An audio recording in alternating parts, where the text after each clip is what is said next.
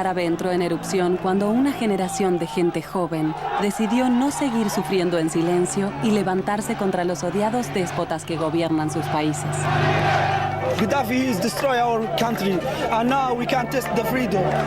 Pero la forma en la que comenzó esta revolución asombró al mundo.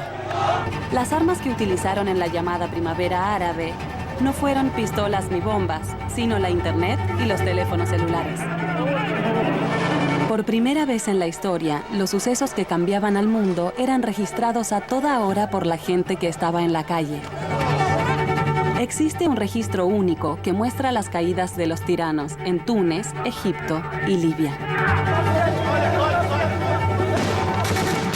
Y que expone la brutalidad inimaginable de los regímenes en otras partes del mundo árabe.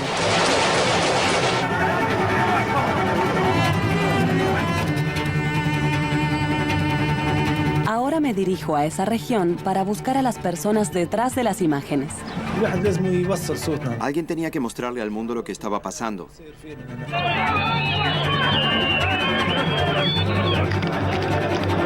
Voy a armar la historia de las revoluciones a través de sus miradas.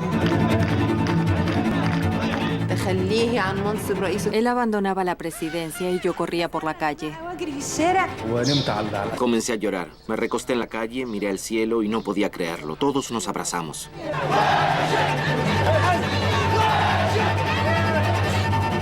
Y voy a conocer a los activistas que siguen luchando. Es el último momento de la vida de alguien.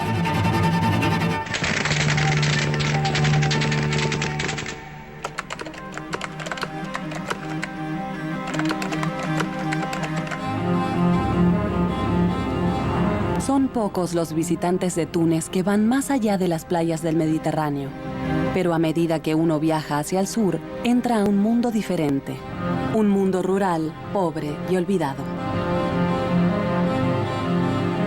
A 240 kilómetros al sur de la capital de Túnez, encontramos la pequeña ciudad mercantil de Sidi Bouzid. Fue aquí, en diciembre de 2010, cuando el dramático suicidio de un joven vendedor de frutas desató la revolución en Túnez y colocó al mundo árabe en un torbellino. En el pasado, lo que sucedía aquí habría quedado suprimido y censurado ante los periódicos y la televisión. Pero algo de gran importancia mundial estaba por pasar. La gente privada de derecho a votar estaba por descubrir que la revolución de Internet iba a inclinar la balanza del poder a su favor.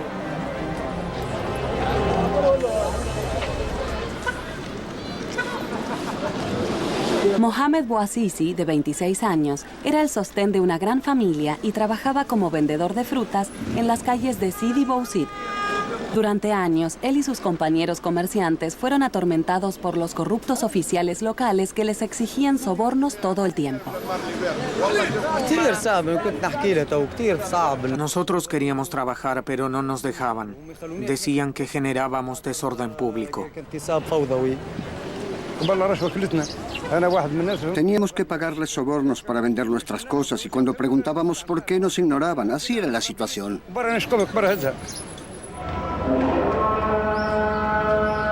El viernes 17 de diciembre de 2010, Mohamed Bouazizi colocó sus productos cerca de la mezquita central, pero no tenía el dinero para pagar los sobornos. Ese viernes, él salió a vender sus productos. Entonces llegó una mujer policía y le quitó todo. A medida que aumentaba la tensión, se acumuló una multitud.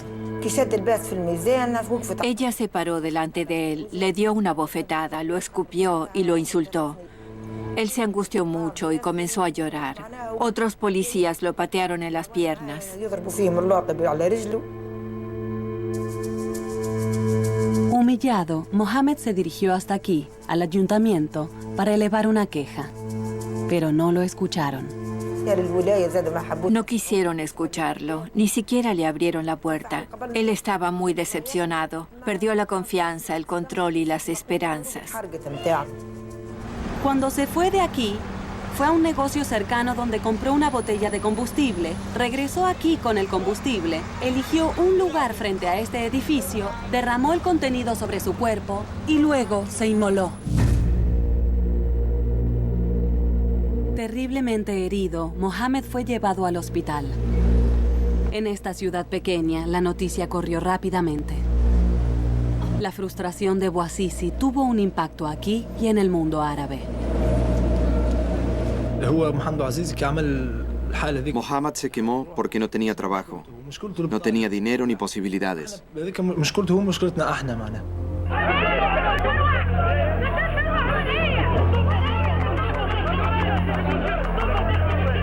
Al día siguiente, cientos de personas se reunieron en el mismo lugar donde Mohammed se inmoló. Hombres y mujeres que, al igual que él, luchaban para sobrevivir y sentían que el gobierno no los escuchaba.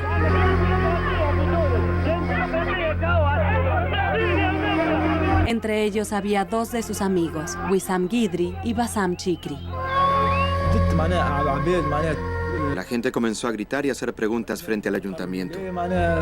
Le preguntaban al gobernador por qué nadie había escuchado a Bouazizi antes de que se prendiera fuego.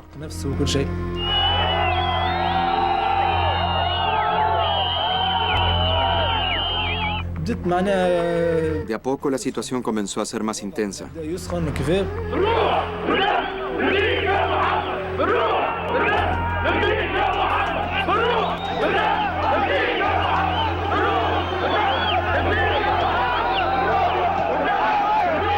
Las manifestaciones pasaron inadvertidas en Túnez, pero en el bolsillo de cada manifestante había una herramienta que le iba a mostrar al mundo lo que estaba sucediendo: un teléfono celular.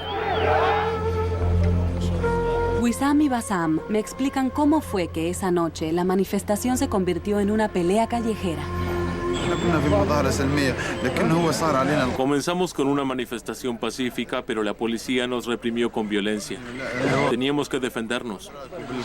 Comenzamos a arrojar piedras y todo lo que estaba a nuestro alcance. Pronto se convirtió en un enfrentamiento. Ellos nos arrojaban gases lacrimógenos. Esa noche el enfrentamiento se transformó en una guerra callejera.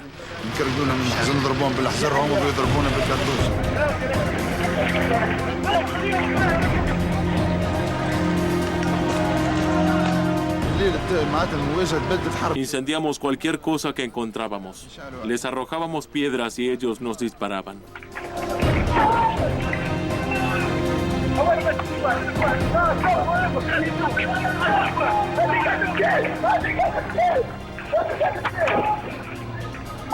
Pero a pesar de la extraña situación que se estaba viviendo en Sidi Bouzid, la televisión estatal de Túnez no informaba nada al respecto.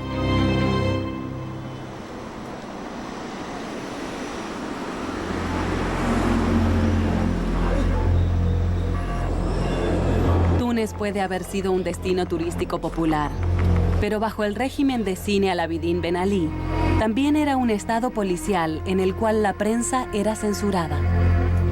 Wissam y Bassam decidieron tomar cartas en el asunto. Alguien tenía que mostrarle al mundo lo que estaba pasando. A medida que la batalla se intensificaba, ellos se aseguraban de captar las evidencias. La policía buscaba a los que filmaban para arrestarlos. Pero nosotros teníamos gente que filmaba en el frente de batalla y en los techos. No eran profesionales, pero sabían qué tenían que hacer.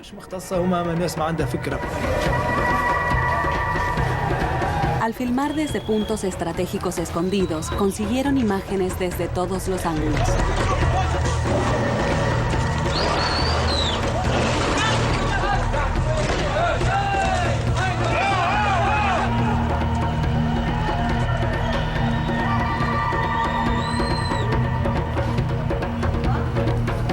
Sabían que había una sola forma de mostrarles las imágenes a las personas de Túnez: Facebook.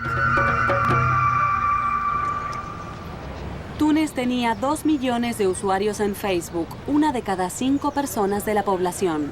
Mientras Ben Ali había bloqueado el acceso a los sitios políticos, no se le ocurrió interferir con Facebook, porque lo veía como algo solamente recreativo. Era un lugar donde se discutía sobre fútbol y citas.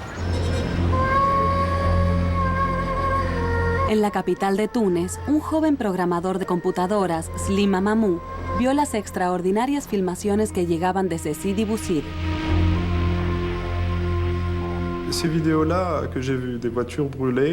El video que vi mostraba autos en llamas, jóvenes arrojando piedras y todo había sido filmado con un teléfono celular. Una de las personas que arrojaba piedras decía, ¿quién hará que nos escuchen? No somos animales. ¿Por qué nos ignoran? Qui va porter notre voix?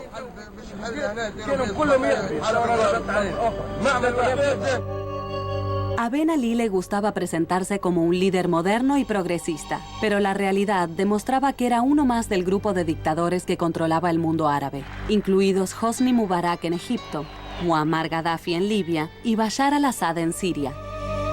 Hacían fraude en las elecciones y torturaban a los disidentes. La corrupción de Ben Ali era evidente. Se enriqueció a expensas de su pueblo y tenía una fortuna personal calculada en más de 5.600 millones de dólares. Durante más de 5 años, Slim y Aziz habían escrito en blogs satirizando al régimen. Compartían sus quejas con otros bloggers disidentes en la región. Al observar todas las dictaduras en el mundo árabe, uno se daba cuenta de que todas eran parte de una gran dictadura. Una conciencia colectiva surgió a través de Internet porque es algo inmediato. De hecho, los bloggers de Túnez tenían acceso a una de las infraestructuras más avanzadas en Internet del mundo árabe. Un 25% de las casas tenía banda ancha y el 90% de los ciudadanos tenían teléfono celular. En su apuesta por modernizar la economía, Ben Ali se arriesgó y expuso a sus ciudadanos ante influencias externas que no eran bien recibidas. Su solución fue censurar todos los sitios políticos. Pero para esta generación tecnológica, la censura no fue un obstáculo. La belleza de Internet reside en que no existe un solo centro único, sino una cantidad infinita de caminos por los cuales comunicarse. Al enviar mensajes a través de redes sociales de otros países, pudieron evitar la censura de Túnez todos juntos y ganar acceso a cualquier sitio prohibido.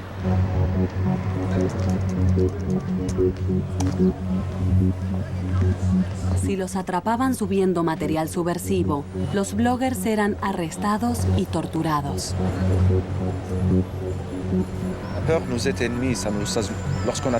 El miedo es un enemigo. No se puede vivir con miedo. Yo vi que Túnez estaba atrapada en un círculo de miedo y era hora de romperlo. Cuando los activistas vieron que las filmaciones salían de Sidi Bouzid, se dieron cuenta de que era la oportunidad que habían estado esperando. Para mí fue un cambio absoluto.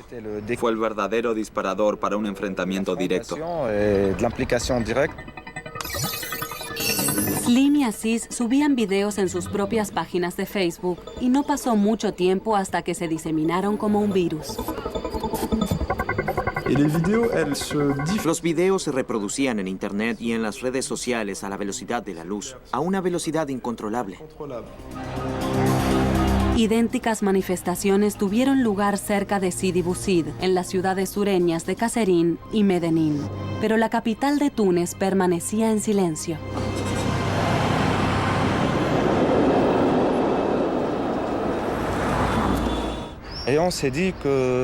Dijimos es ahora o nunca. Túnez debe movilizarse.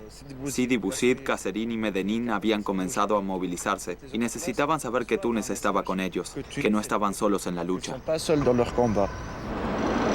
Relativamente adinerada y cosmopolita, Túnez no tenía quejas con respecto a la pobreza como los ciudadanos del sur. Los activistas necesitaban el apoyo de las mujeres y de los hombres trabajadores de Túnez, pero los líderes del Sindicato Nacional, el UGTT, eran conocidos por ser títeres del gobierno.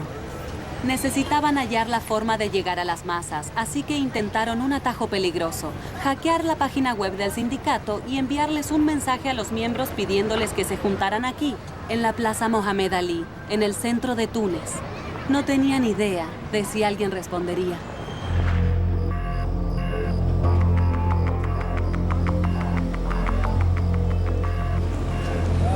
La la mañana de la protesta, para evitar problemas, las autoridades colocaron controles en el centro de la ciudad, pero los activistas estaban un paso adelante. Cada vez que veía a un oficial de policía avisaba por Twitter: tengan cuidado, no tomen tal calle porque está llena de policías, vayan por tal otra, yo iré por esta. Solo cuando llegaron a la plaza se dieron cuenta del nivel de apoyo alcanzado.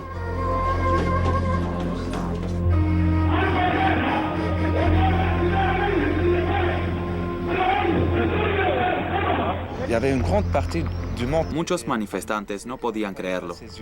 Estaban furiosos. Había gente que conocía y gente que no. Gente que se manifestaba por primera vez y que sollozaba con pena.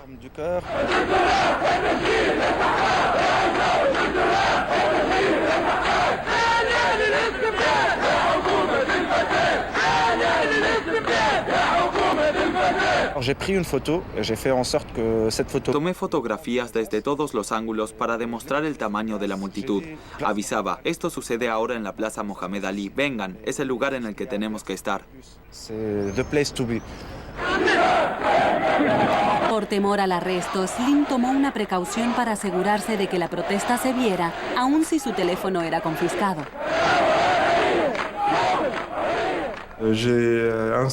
Instalé un programa a través del cual podía transmitir en vivo desde mi teléfono. Todos los habitantes de Túnez veían la manifestación en vivo desde sus computadoras y desde sus teléfonos celulares.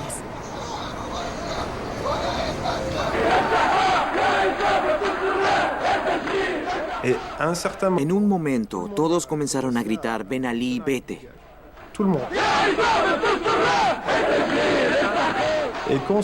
Y una vez que dijeron esas palabras, no hubo más miedo, no hubo más temor. Con la excusa de que la protesta era obra de pandillas armadas, Ben Ali respondió rápidamente y sin piedad. El gas lacrimógeno fue reemplazado por balas y los manifestantes fueron acribillados.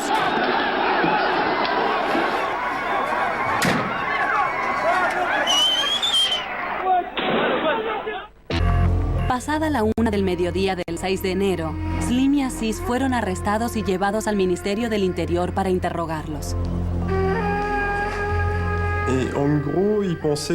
Sin dudas pensaban que yo era, no sé, el Dr. No de James Bond. Le Dr. No. Y que manejaba la organización. Toutes les ficelles.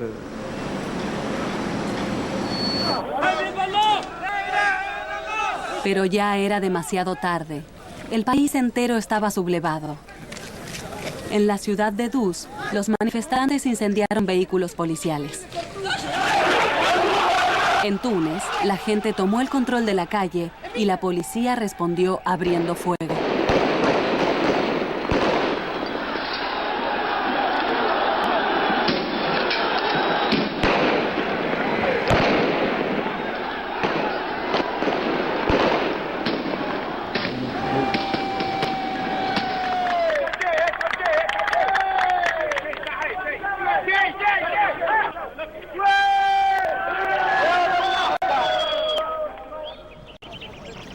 Pronto, 150 personas ya estaban muertas.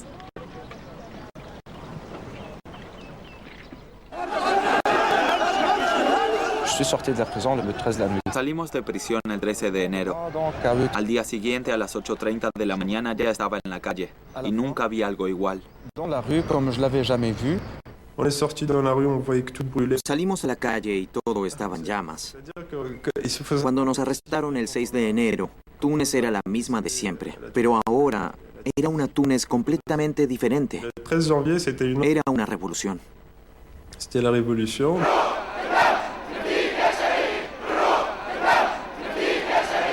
Miles de tunecinos tomaban la avenida Balgiba y se manifestaban frente al Ministerio del Interior, donde Slim y Aziz habían estado prisioneros hasta el día anterior.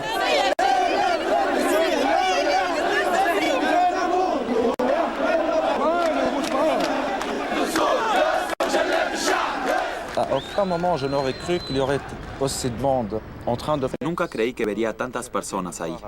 Fue un sueño hecho realidad. La gente se manifestaba, gritaba basta de este sistema, no solo al presidente. Decían váyanse al diablo, ahora somos nosotros los que damos las órdenes.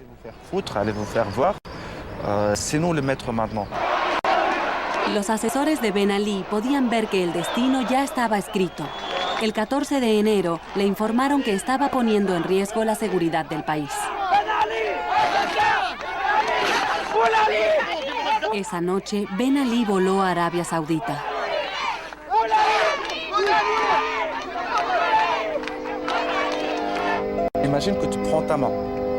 Imaginen que uno se sujeta la muñeca, que le ata una cuerda muy fuerte hasta que deja de circular la sangre. La dejas así durante 10 horas y luego de pronto la liberas y sientes cómo la sangre comienza a circular de nuevo por las venas. Fue esa sensación.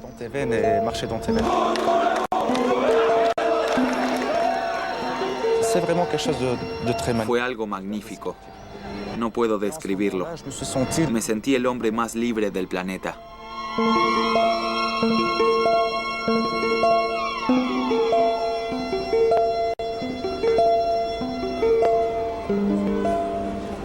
El 15 de enero se nombró un gobierno interino que iba a solicitar la transición hacia la democracia e iba a investigar los casos de abuso de derechos humanos.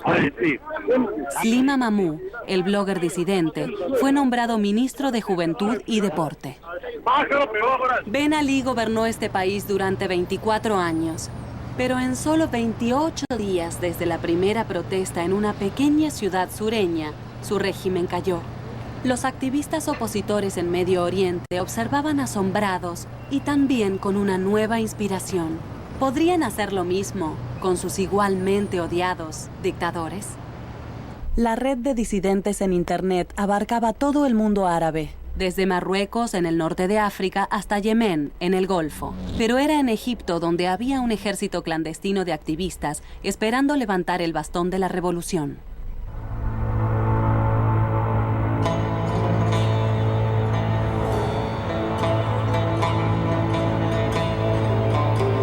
En el Cairo, los activistas políticos observaban la revolución tunecina con asombro.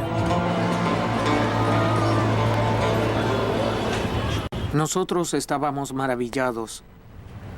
No podíamos imaginarnos cómo habían hecho para destituir al presidente. Creo que ese es un punto de inflexión de todo el mundo árabe. Cuando Túnez entró en erupción, nos sentimos deslumbrados. Era como si se hubiera encendido una luz y Túnez hubiera abierto posibilidades para nosotros que ni siquiera sabíamos que existían.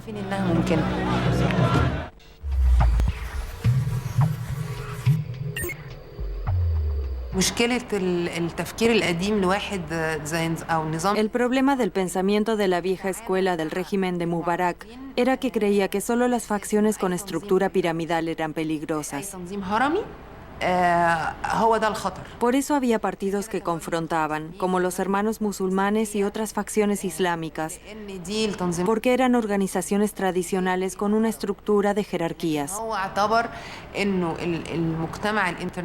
Él pensó que el hecho de que Internet no tuviera estructura ni liderazgo no la convertía en una amenaza. Incentivados por los sucesos en Túnez, los activistas planificaban una fecha para su manifestación. Lo discutimos y llegamos a la conclusión de que íbamos a dejar de engañarnos. Decidimos de manera independiente salir a la calle, aunque eso implicara la muerte. Todos tomamos esa decisión al mismo tiempo. A través de sus páginas de Facebook, los activistas fijaron un día para la manifestación, el 25 de enero, feriado nacional en honor a la policía. ¿Qué les dijeron a las personas? ¿Les dijeron que se unieran a ustedes a la marcha en la Plaza Tahrir? 6 o 7 de nosotros decidimos el lugar exacto un día antes de las manifestaciones. Y durante esas 2 semanas estuvimos distribuyendo folletos y invitando a la gente a unirse a cuanto fuera posible a través de Facebook, pero no lo hacíamos públicamente en la calle porque aquí es muy peligroso. Pero a diferencia de Túnez, solo el 20% de los egipcios tiene acceso a Internet. Los activistas necesitaban llegar a los habitantes que no estaban conectados. Así que idearon un plan para diseminar el mensaje a través de las arterias de la ciudad, los taxis. Aquí en El Cairo a los conductores de taxis les encanta hablar con la gente, así que pensamos cómo aprovechar eso. El activista Walid Rashid y sus amigos usaron a los conductores de taxis del Cairo como parte del plan. La idea era que si hablábamos directamente con los conductores, podía generarse un debate que no iba a ser fructífero. Pero si yo hablaba con alguien por teléfono celular, dentro del taxi, y mencionaba el movimiento, él iba a sentir que había escuchado un secreto. Y eso iba a crear algo de intriga, que lo iba a llevar a decirles a los demás los planes para el 25.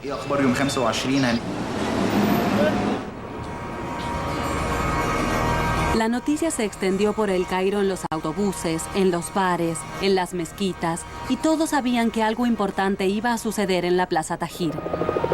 El boca a boca había atraído a ciudadanos de todas partes hacia las calles. Nos quedamos asombrados al ver la cantidad de gente que estaba con nosotros. Estábamos felices y llorábamos porque la gente se nos había unido.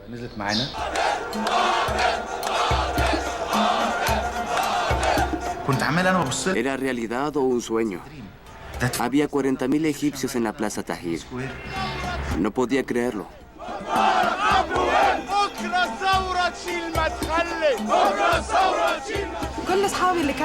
Todos mis amigos del movimiento estaban ahí, hombres y mujeres jóvenes, todos estábamos llorando. Nuestro sueño se hacía realidad.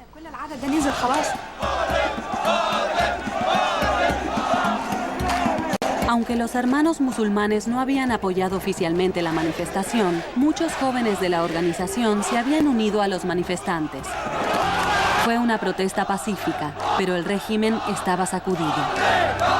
Enviaron a la policía para que disolviera a la multitud, pero los manifestantes no se movieron.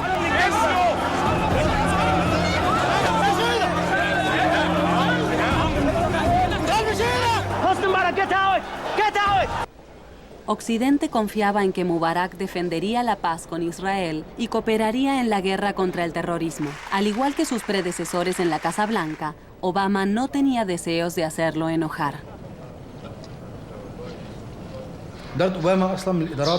El gobierno de Obama fue uno de los que más apoyó al régimen de Mubarak, incluso más que el gobierno de Bush.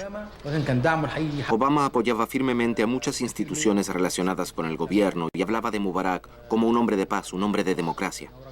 Su amistad con Mubarak hizo enojar a la gente de Egipto.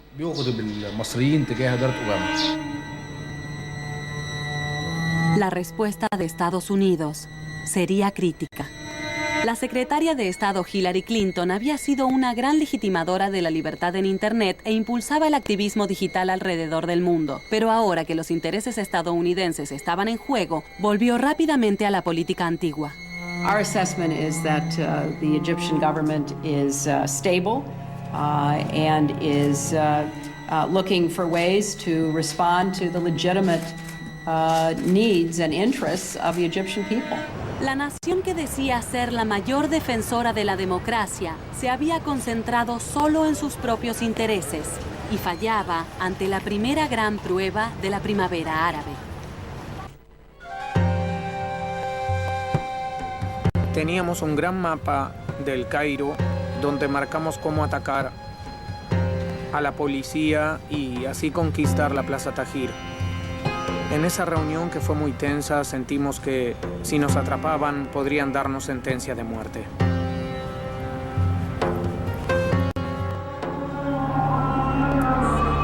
Pero mientras los activistas planificaban, las autoridades preparaban lo que esperaban fuera un golpe mortal. Durante los últimos días, el régimen observó cómo los activistas utilizaron Internet y los teléfonos celulares para lograr que decenas de miles de personas salieran a las calles. La reacción del gobierno fue simple. Desconectó por completo toda la red, restringiendo así las comunicaciones en red y por celulares. El fotófono británico era uno de los 4 servidores de Internet que retiró sus servicios.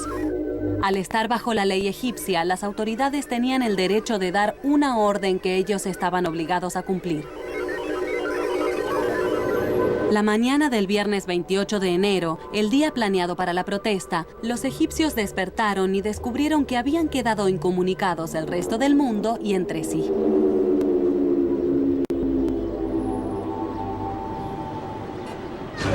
Imbaba es un mundo apartado de la clase media de El Cairo y de los bloggers y de activistas por Internet. Es un vecindario difícil en el cual muchas personas luchan para alimentar a sus familias y poco saben sobre Facebook o Twitter. Pero las revoluciones no se hacen solo a través de Internet. Se necesitan personas, miles de personas que salgan a protestar a la calle. Imbaba era el lugar perfecto para buscarlas. En cuanto los activistas llegaron a Imbaba, se dieron cuenta de que la idea de Mubarak de cortar el acceso a Internet y la comunicación por teléfonos celulares había jugado a su favor. La gente ya no sabía qué estaba sucediendo. No tenían acceso a Internet ni comunicación por celulares. No recibían noticias, así que decidieron salir a ver qué era lo que sucedía. Millones de personas salieron y eso era lo que queríamos, que la gente saliera a la calle. Comenzamos a reunir a la gente, 1000 personas, 2000 personas, 3000 personas. De todos lados de Imbaba salía gente y cantaba canciones en contra del régimen.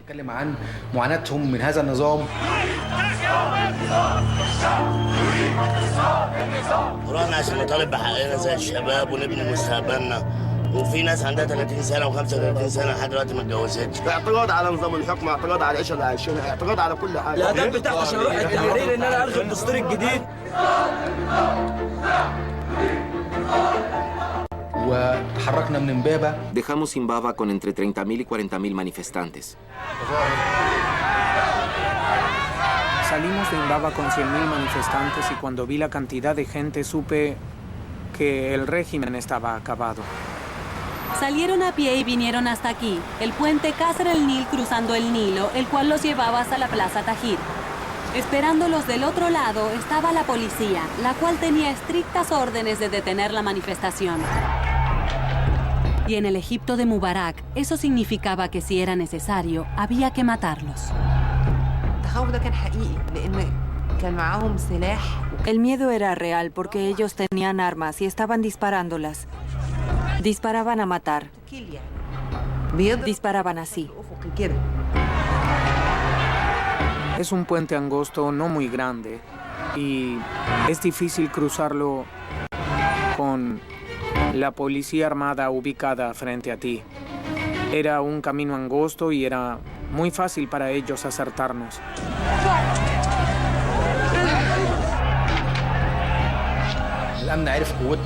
Finalmente la fuerza de seguridad sintió nuestro poder y nosotros mismos sentimos el poder. Eran ellos o nosotros.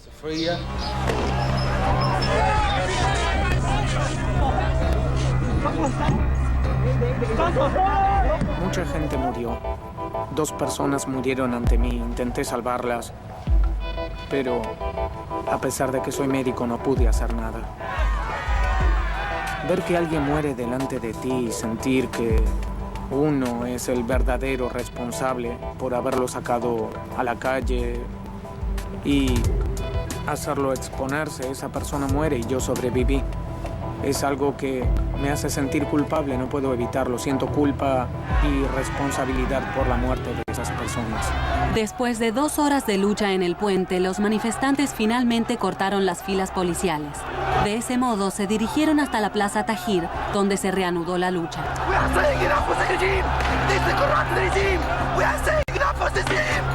Esa noche, en la televisión estatal egipcia, un Mubarak asediado le habló a la nación.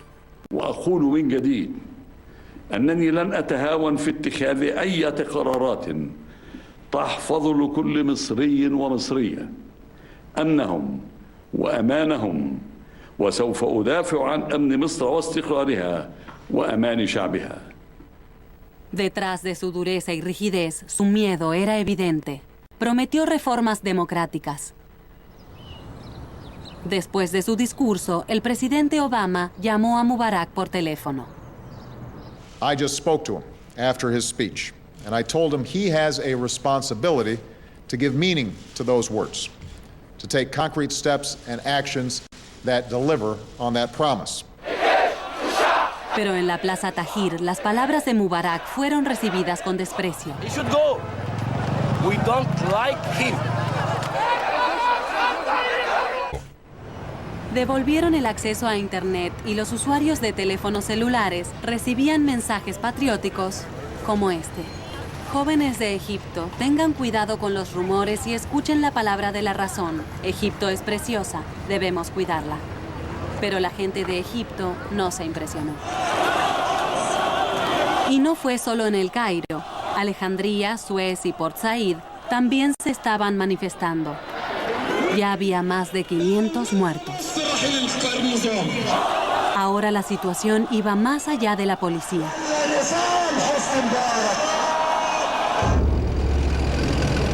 Solo el poderoso ejército egipcio tenía el poder como para disolver el levantamiento. Durante toda la semana los tanques habían estado estacionados en la plaza, pero nadie estaba del todo seguro de qué lado estaban. La gente comenzó a preguntar, ¿dónde está el ejército egipcio? La policía nos está disparando, el ejército debe protegernos. Yo estaba asustada, dije, ¿qué sucedería si el ejército nos atacara? Pero dijeron, es imposible, el ejército está de nuestro lado.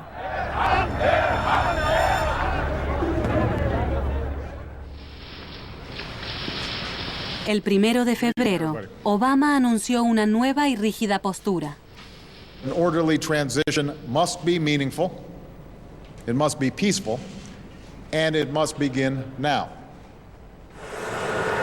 Mubarak estaba acorralado. Estaba perdiendo el apoyo del ejército y de su poderoso aliado norteamericano. Además, en el corazón de su capital, el pueblo le pedía que se fuera.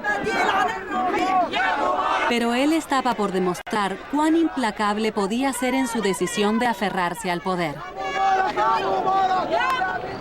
El presidente Mubarak no era el tipo de hombre que permitiría que la juventud anarquista de Egipto le dijera qué hacer. Se veía a sí mismo como el padre de la nación, un hombre con el deber de servir.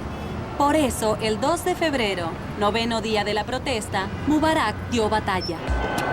Esa tarde, cientos de hombres armados llegaron a la Plaza Tahrir y fueron descritos en la televisión como partidarios leales del gobierno. Existía el rumor de que eran policías vestidos de civil y matones pagos por el régimen. El régimen de Mubarak comenzó a sembrar el caos y el terror entre la gente para que le tuviera miedo a la revolución y dijera, queremos a Mubarak y queremos estabilidad, no queremos vandalismo. Así que liberaron vándalos por todas partes para que robaran y aterrorizaran a la gente en las calles.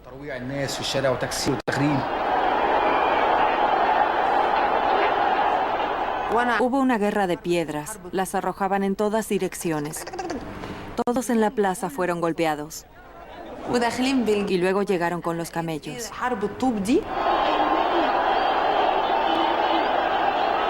Esa fue conocida como la Batalla de los Camellos.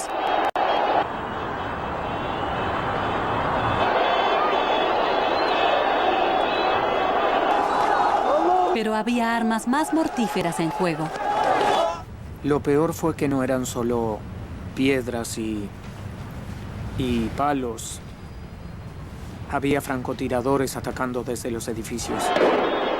Cualquier resto de cariño que alguien podría seguir sintiendo por el presidente murió ese día. ¿Está preparado para incendiar Egipto y destruir todo?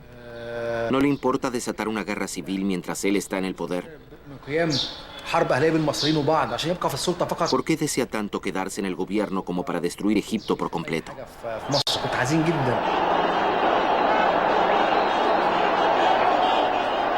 Durante la batalla, el ejército miraba desde afuera cómo los manifestantes peleaban contra los secuaces de Mubarak.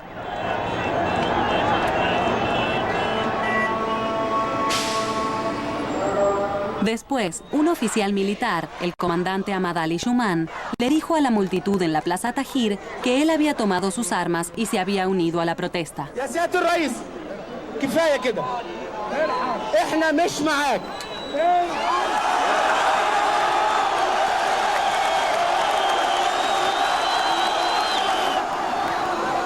Otros 25 oficiales lo siguieron.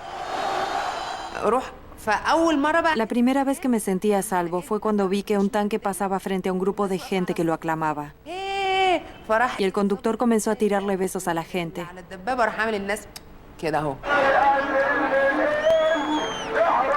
Con el ejército firmemente del lado de los manifestantes, Mubarak no tenía mucho más espacio en el cual moverse.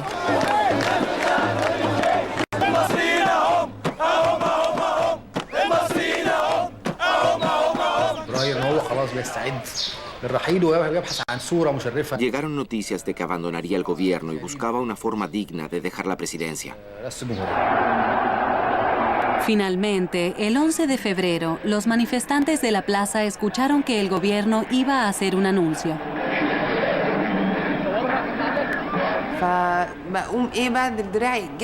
Incliné la cabeza hacia la radio y escuché que decían que iba a abandonar su cargo como presidente de la República. Comencé a gritar. Salí corriendo a la calle. Todos hablaban por teléfono. Había una alegría histérica en la calle. Congratulations for all my people! Congratulations!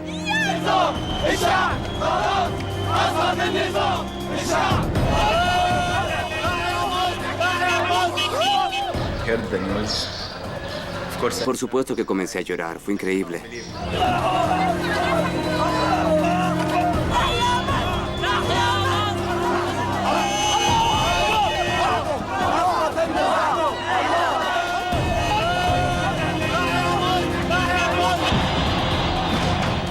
Había fuegos artificiales por todos lados. De repente el país estaba festejando que Mubarak se había ido.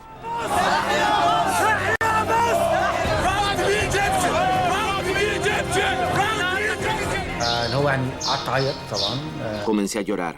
Me recosté en la calle, miré al cielo y no podía creerlo. Todos nos abrazamos. Finalmente lo habíamos logrado.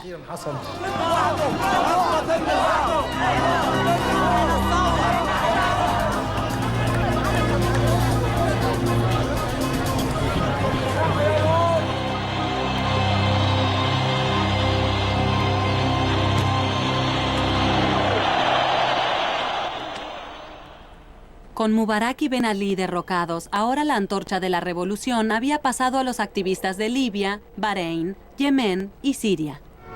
Los gobernantes de estos países habían aprendido una clara lección de Egipto y Túnez. Si no eran lo suficientemente duros e implacables, iban a ser derrocados. La revolución árabe iba a entrar ahora en una etapa mucho más violenta.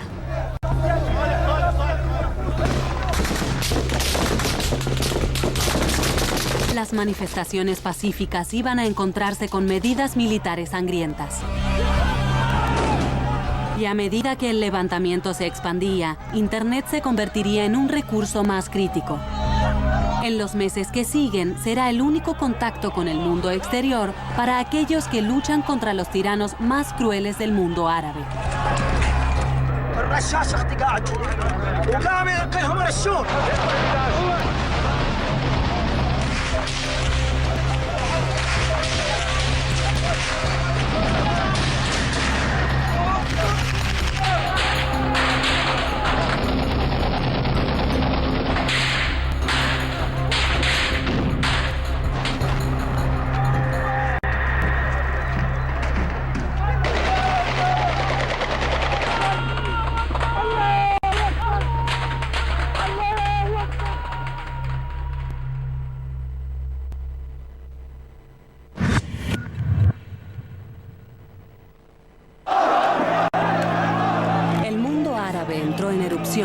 Cuando una generación de gente joven decidió no seguir sufriendo en silencio y levantarse contra los odiados déspotas que gobiernan sus países.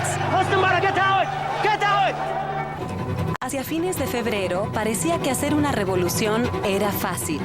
Una generación de jóvenes bloggers y usuarios de Twitter les daban voz a los movimientos democráticos en el mundo árabe. La gente comenzaba a sentirse optimista y hablaba de la primavera árabe. Pero los sucesos pronto darían un giro trágico. Al utilizar las únicas filmaciones que registraron los manifestantes con sus teléfonos celulares, intentaré unir este segundo capítulo de la historia. Cuando salimos a las calles, lo hicimos sin la expectativa de regresar. Podíamos morir o ser encarcelados.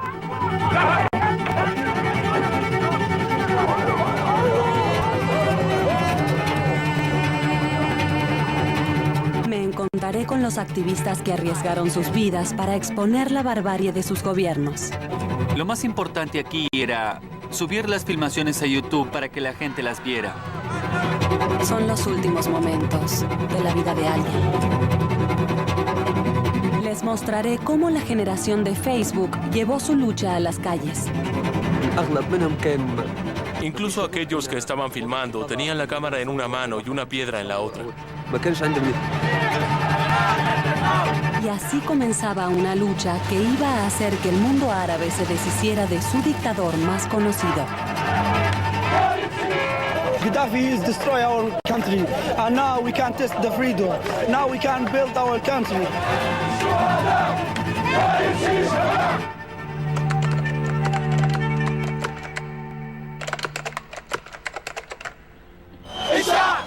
El Cairo, febrero de 2011. Por segunda vez en un mes, la gente del mundo árabe había derrocado a un odiado déspota.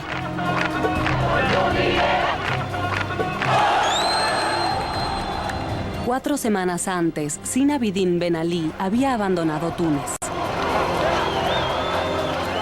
Y ahora era el turno del presidente de Egipto, Hosni Mubarak. La pregunta era, ¿hacia dónde se extenderá el fervor revolucionario?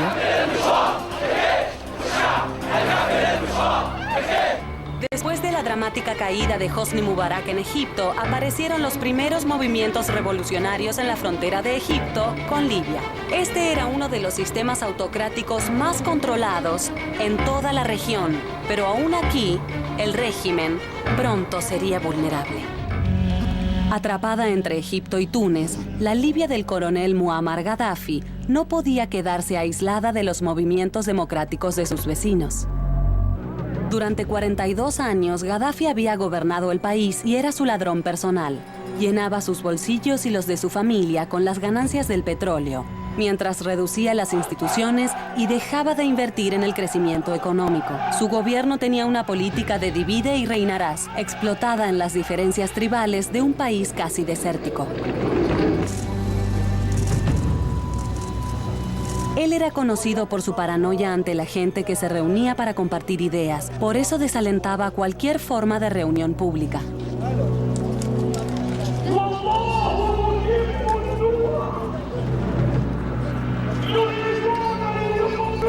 Pero al igual que en Túnez y en Egipto, Internet se había transformado en un lugar en donde la gente podía conversar. Gente como Aya, una estudiante de medicina cuya madre había sido apresada por Gaddafi, y Mimi, cuyo padre activista había sido asesinado en una cárcel de Trípoli. Entramos en Facebook porque creímos que era un lugar en el que se podían expresar opiniones y sentimientos con mucha libertad. Comencé a leer artículos, a buscar en Facebook y a descubrir lo que podía ser posible, cómo se armaba una revolución. Me uní a diferentes grupos en Facebook que hablaban sobre libertad. Cuando vimos que había gente que armaba esos grupos y hablaba, sentíamos que nos escuchaban y que sentían lo mismo que uno. Sentimos que podíamos hacer mucho a través de Facebook. A diferencia de su vecina Túnez, Libia no tenía casi comunicación. Solo el 5% de las personas tenían acceso a Internet. Gaddafi no la veía como una amenaza. De lo que no se dio cuenta era de que el divide y reinarás no funciona en la era de Internet. Las redes sociales tenían el poder de unir a la gente joven en su contra. Ya había sido suficiente, todo estaba muy mal, así que comencé a alentar a otros jóvenes para que se defendieran. Utilizaba salas de chat en Libia.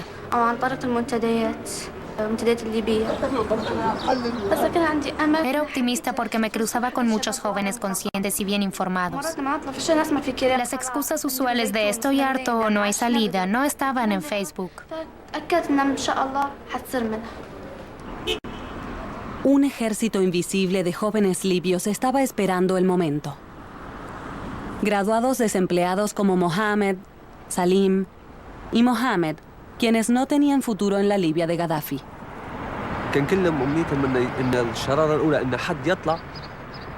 Todos estábamos esperando que se encendiera la primera llama, especialmente después de las revoluciones en Egipto y en Túnez. Todos esperábamos ser parte de algo grande. Pero alguien tenía que hacer el primer sacrificio. Ese era el problema. Esperar al primero dispuesto a romper la barrera del miedo y pedir que el régimen acabara. No fue una coincidencia que la primera llama revolucionaria en Libia apareciera en la ciudad oriental de Bengasi. Religiosamente conservadora, la región tiene una larga historia de rebeliones contra la dictadura de Gaddafi. En 1996, más de 1000 prisioneros fueron asesinados a sangre fría mientras estaban en la prisión de Abu Salim, en Trípoli. Bengasi nunca olvidó esas muertes.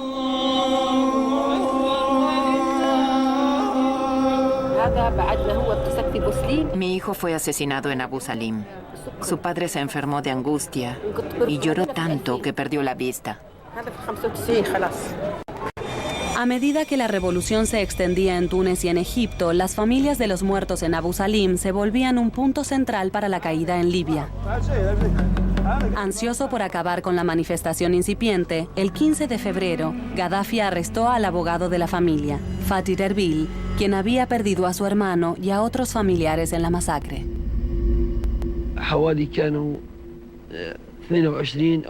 Había 22 o 23 hombres de seguridad. Vinieron en 6 autos y me dijeron que debía ir con ellos. Después de irse, revisaron mi casa. Se llevaron mi computadora, mi teléfono y documentos personales. Y entonces, en ese momento, me llevaron a las oficinas de seguridad interna.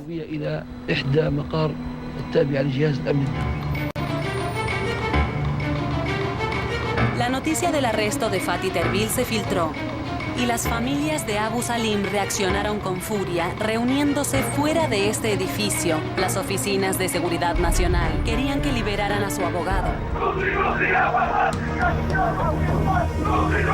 Se permitió que entrara una delegación para hablar con la mano derecha de Gaddafi en Bengasi, su cuñado, Abdullah al-Senussi. Nos dijo, si salen a manifestarse aún pacíficamente o con las manos en la espalda, les dispararemos. Como mínimo serán arrestados. Fue muy duro. Nos habló de una forma horrible. No estaba negociando. Dijo, ya he hablado, mi palabra es ley.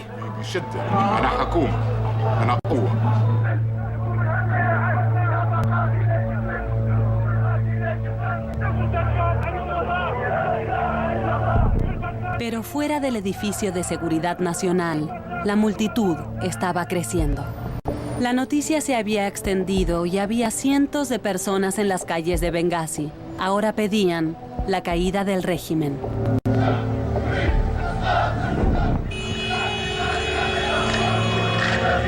Los activistas de Facebook podían comprobar que su enojo era compartido en toda la ciudad.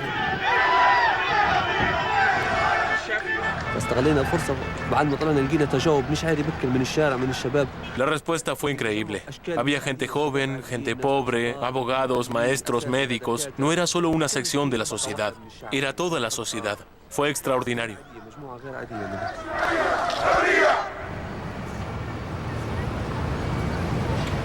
El enojo estaba creciendo en toda Libia.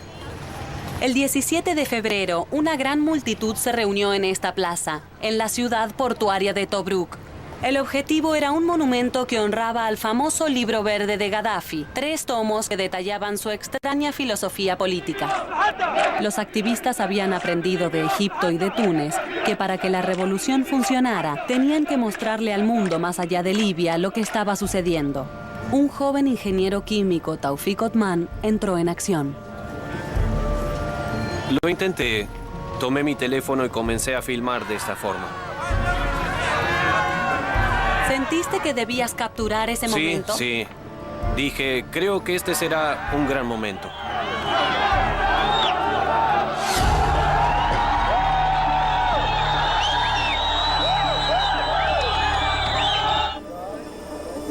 Al día siguiente habían desconectado el acceso a Internet en Libia. Gaddafi se había dado cuenta de que en la red mundial los libios tenían un arma poderosa. Pero el video crucial de Taufik había podido salir al mundo exterior. Solo 2 horas después de haber subido el video, mi hermana menor me llamó para decirme que estaban pasando la caída del Libro Verde en Al Jazeera.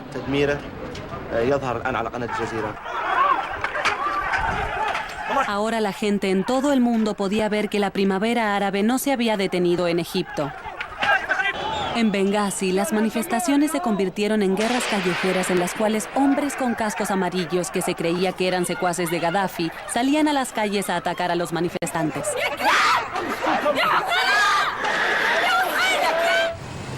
Sin acceso a Internet, se hacía cada vez más difícil sacar las imágenes de Libia. Pero gracias a una vieja tecnología aún era posible. En los días siguientes, los libios conducían hasta aquí, la frontera con Egipto, en distintos autos y taxis maltrechos para darles los videos a escondidas a sus amigos y compañeros. Ellos los subirían luego en Egipto. El 19 de febrero, una marcha fúnebre por aquellos que habían muerto en la lucha pasó directamente frente a Katiba, el cuartel militar en Bengasi y la sede de poder de Gaddafi.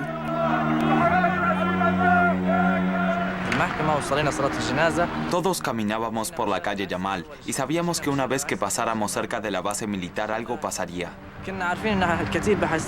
Todos los hombres de Bengasi estaban en esa marcha fúnebre.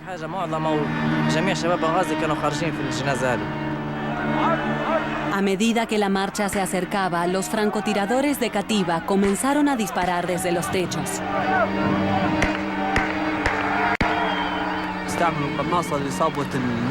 Los francotiradores disparaban a las personas que trabajaban activamente en la revolución. Sabían exactamente a quién dispararle. Eran francotiradores profesionales, no eran aficionados. No era gente común con armas.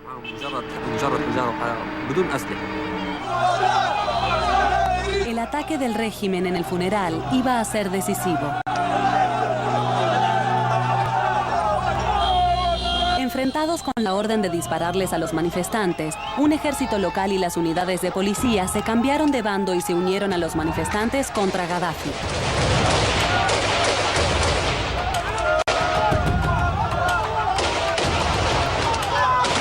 El objetivo de los rebeldes era tomar Katiba. En solo horas, los manifestantes habían derribado estas puertas y el gobierno de Gaddafi sobre Bengasi había terminado.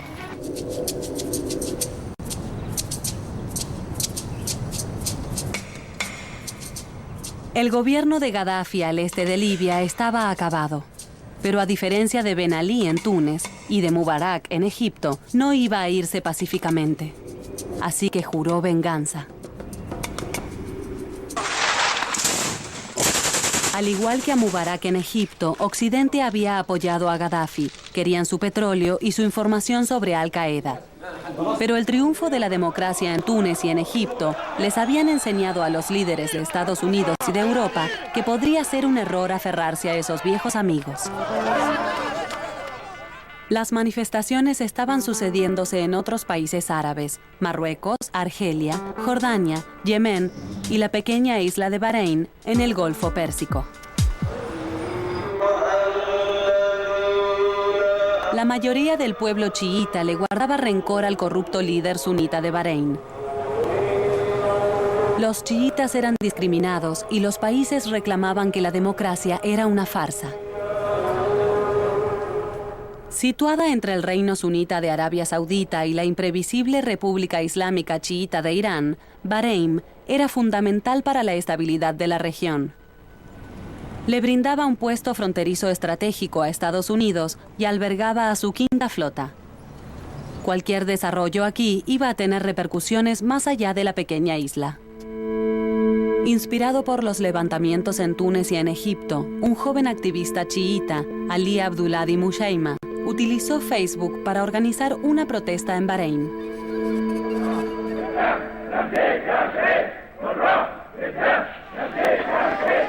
El 14 de febrero, él y miles de personas salieron a la calle para pedir reformas en el gobierno de la familia Al-Khalifa y su rey Ahmad.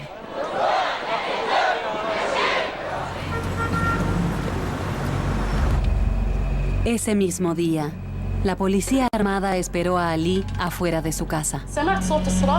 Oí gritos y disparos. Corrí hacia la puerta y vi a Ali caído en el suelo al final de la calle.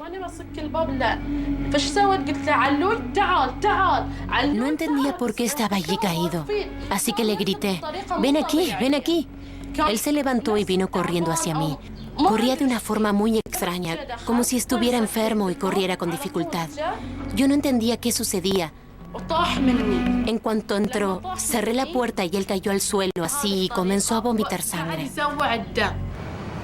Pronto, la noticia del asesinato de Ali se había extendido en toda la isla. Al día siguiente, más de 10.000 ciudadanos enojados salieron a las calles.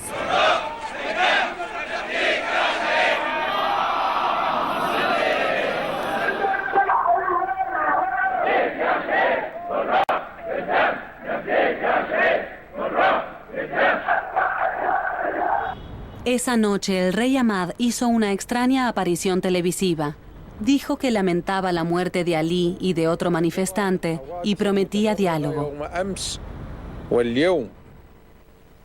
وكانت هناك للأسف وفاة لاثنين من أبنائنا الأعزاء وعليه نتقدم بتعازينا الحارة.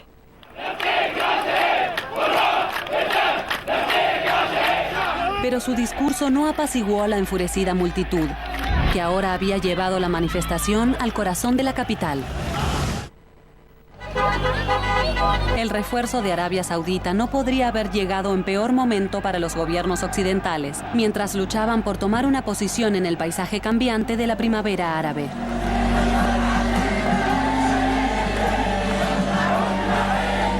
En Libia, el tiempo se estaba acabando para los revolucionarios, a medida que las fuerzas del coronel Gaddafi avanzaban rápidamente sobre territorio rebelde. Los gobiernos occidentales debatían acaloradamente sobre una intervención. El 17 de marzo, una resolución de la ONU autorizaba el uso de la fuerza militar en contra del coronel Gaddafi en Libia.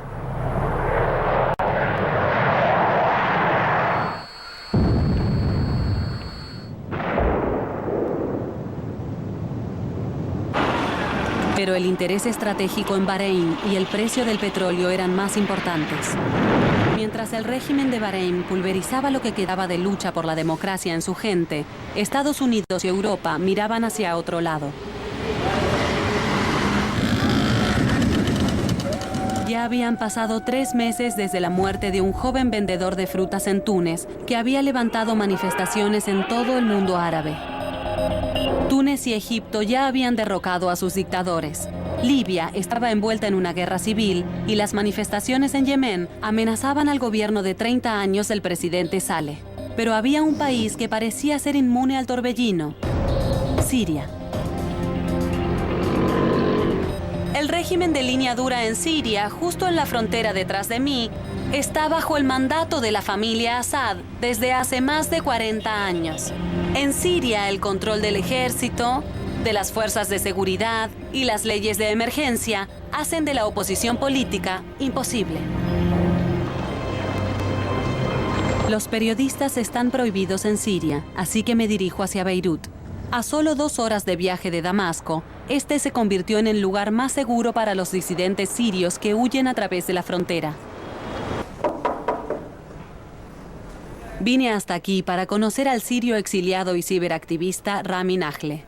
Hace 2 años, él creó una página de Facebook para mantener vigilado al gobierno. Para ocultar su verdadera identidad, utilizó una fotografía compuesta por varios rostros y creó un sirio llamado Malata Umram.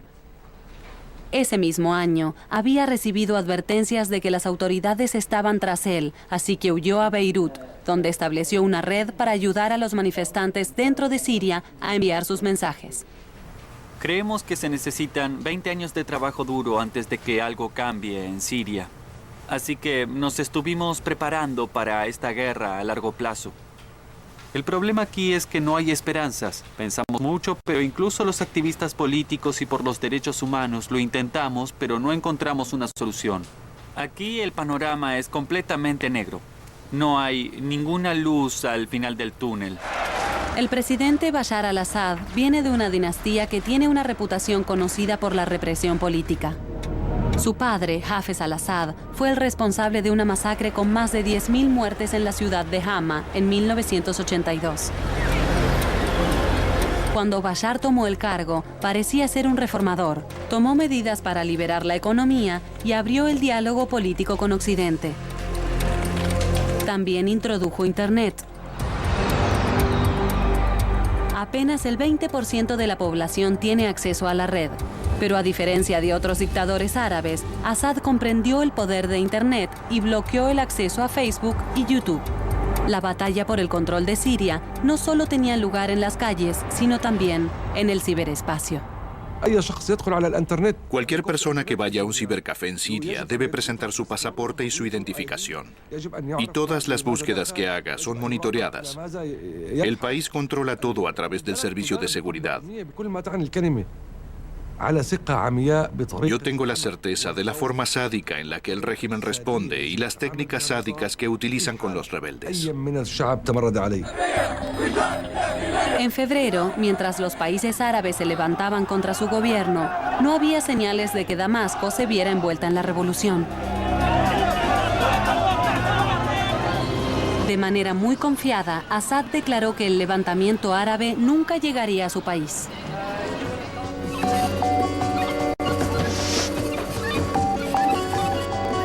En febrero desbloqueó el acceso a Facebook, pero lo que parecía ser un gesto magnánimo fue entendido por los que sabían como un engaño. Podían utilizar el sitio para reunir información sobre sus opositores.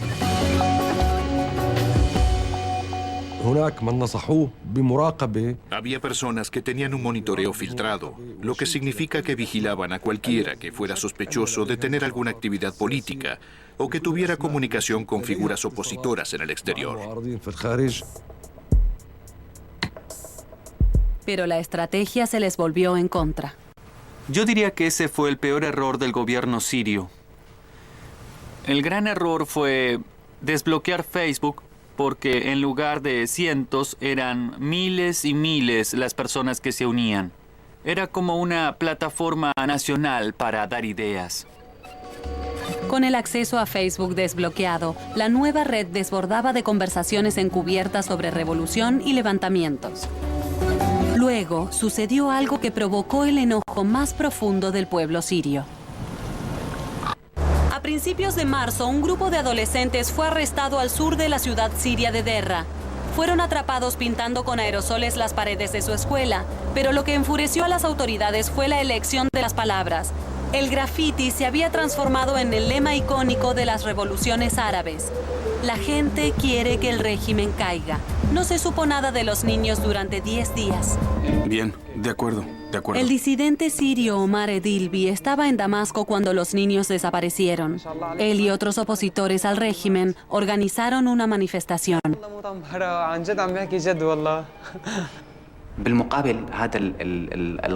Tuve un abrumador deseo de manifestarme, pero eso estuvo automáticamente bloqueado por el miedo. Cuando salimos a la calle, lo hicimos sin la expectativa de regresar. Podíamos morir o ser encarcelados por mucho tiempo. Esa era la realidad. Recuerdo cómo abracé a mi hijo antes de irme, con la idea de que podía no volver a verlo. El día de la manifestación, Omar y un pequeño grupo de activistas marcharon abiertamente por las calles de Damasco. Se abrían paso por entre los azorados espectadores.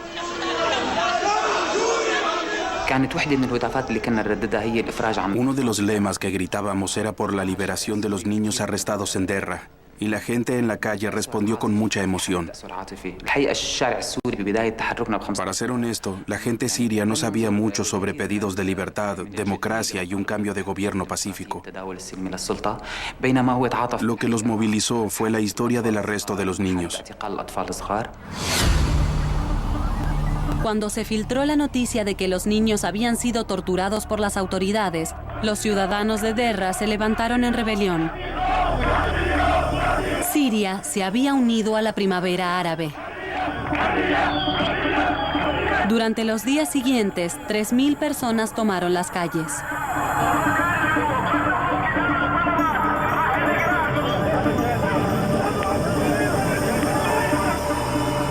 Las autoridades sellaron la ciudad y enviaron a policías vestidos de civil a mezclarse con la multitud. Muchos manifestantes fueron golpeados y arrestados, pero no se desanimaron.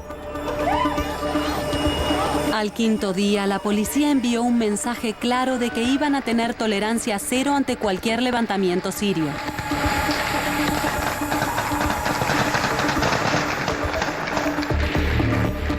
Abrieron fuego y mataron a 5 personas.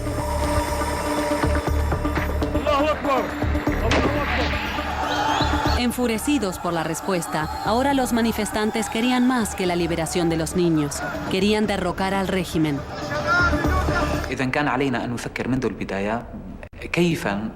Tuvimos que pensar desde el comienzo cómo hacer llegar nuestra voz al exterior.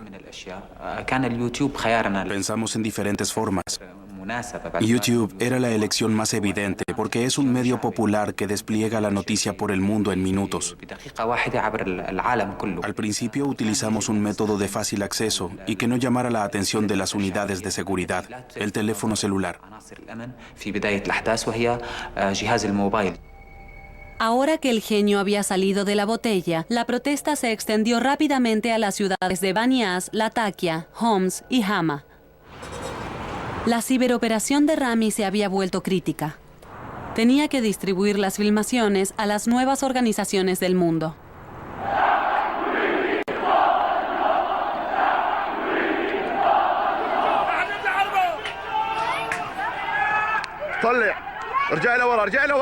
Esto es lo último que recibimos y lo utilizamos todo. El primer asesinato en Hama, registrado en video. Entonces asesinaron a alguien en Hama. Sí.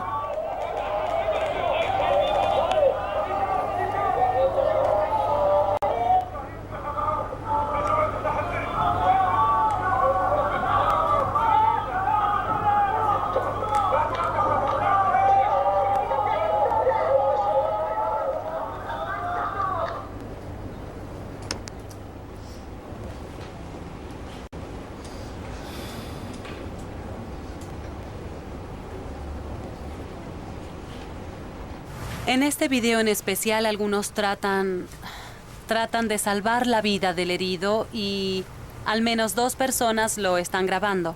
Sí. Quienes también tienen que escapar. Exacto, porque lo más importante para ellos era tomar el video y subirlo a YouTube para que la gente lo viera. Cuanto para antes. que vieran lo que sucedía lo antes posible. Creí que iba a estar preparada porque, de hecho, hace mucho que escucho sobre estas manifestaciones, pero es casi increíble porque son los últimos momentos de la vida de alguien. Es algo abrumador.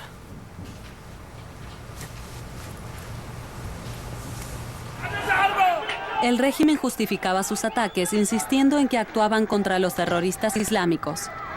Pero los teléfonos celulares le permitieron a la gente en la calle hablar directamente con el mundo y negar las acusaciones. They say that we are terrorists and we want to make an Islamic Republic here. I said it's a big lie. It's a big lie. 300 people demonstrate to say that they want freedom, they want their rights, they want justice in Syria. El 16 de abril, Assad se dirigió a su gabinete. طالما نتحدث عن المرحلة التي نمر بها الآن فأنا أقول بأن الدماء التي هدرت في سوريا آلمتنا جميعا، آلمت قلب كل سوري، كل مواطن سوري.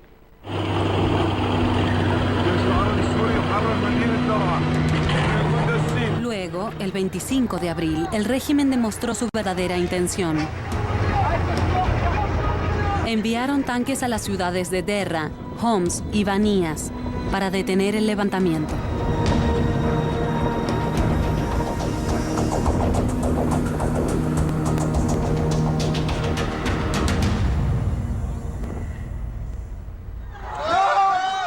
Las imágenes que Rami y Omar publicaban desde Beirut eran observadas en todo el mundo y provocaban escándalo. Pero los líderes occidentales todavía no querían involucrarse en otro conflicto árabe.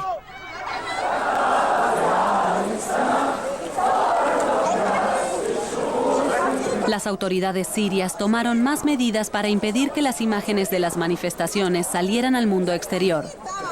Arrestaban a cualquier persona que estuviera filmando con un teléfono celular y colocaron puestos de vigilancia con francotiradores sobre los techos. A su vez, los activistas adquirieron técnicas más sofisticadas. Evitaban el peligro de subir imágenes desde el celular utilizando Skype para transmitir el mensaje en vivo. ¿Está llamando ahora? Sí, lo estoy llamando ahora. Es un amigo de Banias. Nos envía estas imágenes desde su computadora. O sea que esto es desde su casa. No, desde el techo del lado. edificio. Es como si él estuviera aquí y los francotiradores en el techo de enfrente. Él está escondido así y sostiene la computadora arriba. Él está agachado y levanta Exacto, la computadora sobre sí. su cabeza. Es para ver qué sucede ahora. Él está arriesgándose mucho. Cada viernes en toda Siria hay enfrentamientos en las calles. Hacia mediados de mayo, la cantidad de gente asesinada por las fuerzas de seguridad ascendía a 1000.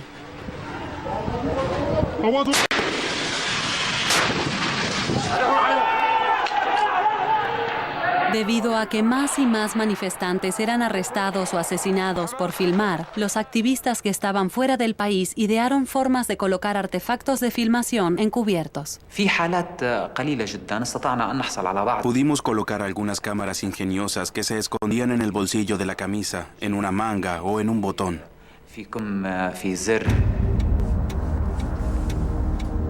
Los activistas dentro de Siria crearon sus propias estrategias para esconder sus teléfonos en objetos de todos los días y así poder seguir filmando lo que sucedía en las calles. El régimen respondió cortando de manera intermitente el acceso a Internet en zonas inestables del país.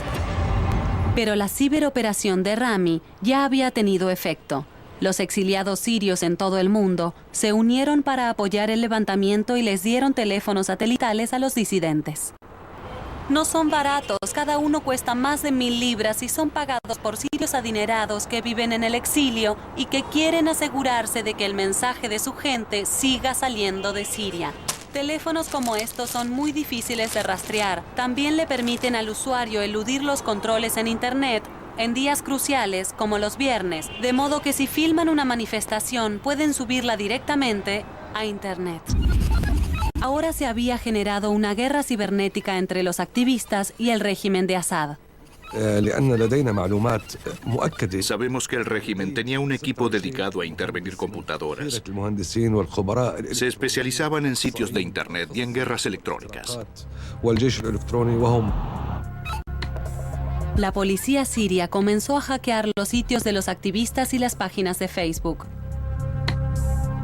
Les enviaban amenazas de muerte y alteraban sus páginas para que el mundo creyera que eran espías israelitas. Este es un aviso de que un sitio peligroso intenta conectarse. Sí, de que alguien intenta atacar mi computadora. Sí, pero gracias a Dios el programa de seguridad que tengo pudo bloquear el ataque. Pero sí, esto solía suceder antes. No. Entonces el gobierno sirio está más sofisticado.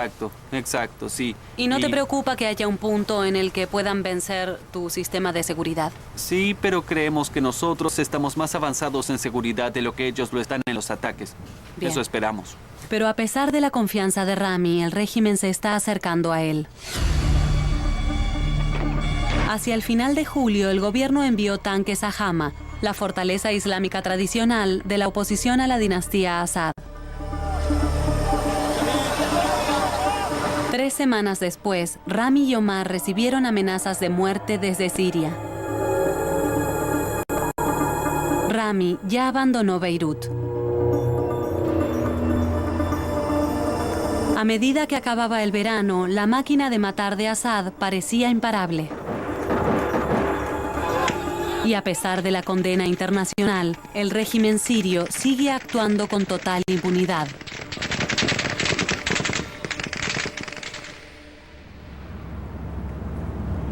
La gris perspectiva de Siria no debe eclipsar al extraordinario cambio que tuvo el mundo árabe este año.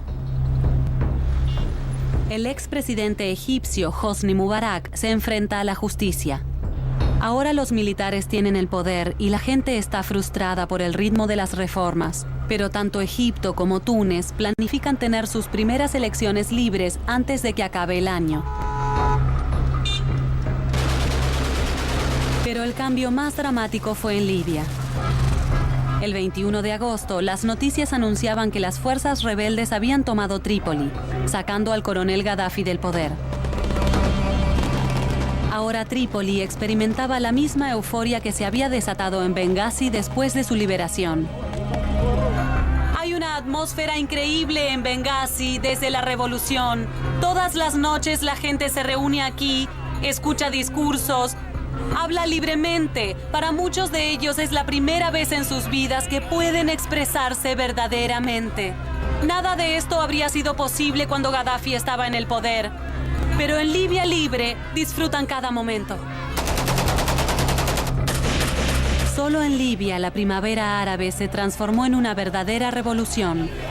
Ahora deben construir un país nuevo con lo que dejó el gobierno de Gaddafi. Nadie desconoce lo difícil que es lo que les espera. Y en todo el mundo árabe, la generación que derrocó a 3 déspotas está por descubrir que la misma tecnología que los ayudó a romper con el pasado será utilizada para construir un futuro mejor.